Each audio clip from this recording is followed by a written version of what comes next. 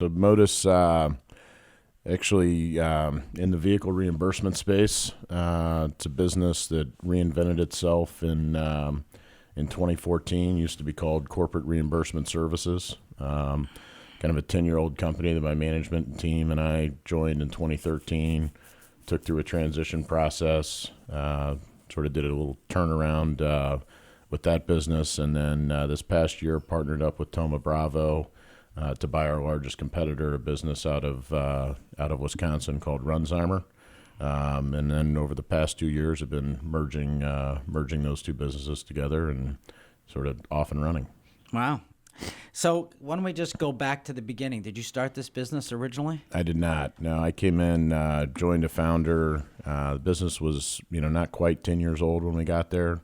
Kind of a, $10 million, profitable, but sort of slow growing business that, had been bootstrapped, from the outset. Very strong value proposition, rarely lost a customer, but really struggled with its go-to-market. As you can imagine, corporate reimbursement services wasn't one of those names that just sort of, glided off the tongue. And a very sort of niche market that it plays in. We reimburse folks that drive more than 5,000 business miles for work. So kind of one of those markets that, you sort of hear somebody say that and you're like, huh? There are people that do that.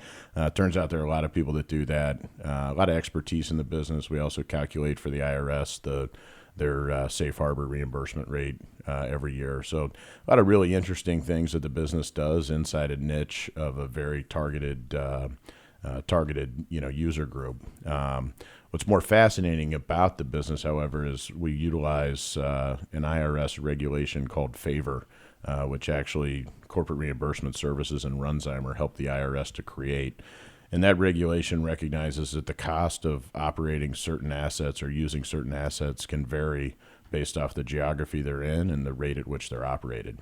And so those two legacy businesses had first applied that concept into vehicles, so recognizing that gas in Wichita is a different price than it is, out here on Route 9. And when you drive more than 5,000 business miles for work and you're reimbursing employees that are out in the field, getting that math right or wrong can have a big impact on the individual driver and also on the company's bottom line. So the businesses applied that favor code to that asset class,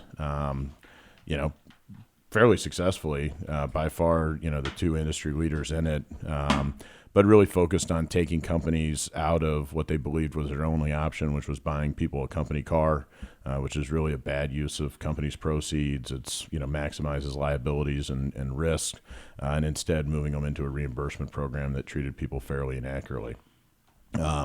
Today, we're looking at how do we take that regulation and apply it to other mixed-use assets. So mixed use meaning other assets that you use for both work and personal. I see your phone sitting on the desk there. I suspect you use that for both work and personal. Your data plan is probably consuming both work and personal consumption. So how do we take that same favor code and apply it to other mixed-use assets to, make sure employees are being treated fairly, but also that companies are accurately reimbursing what the actual business costs are?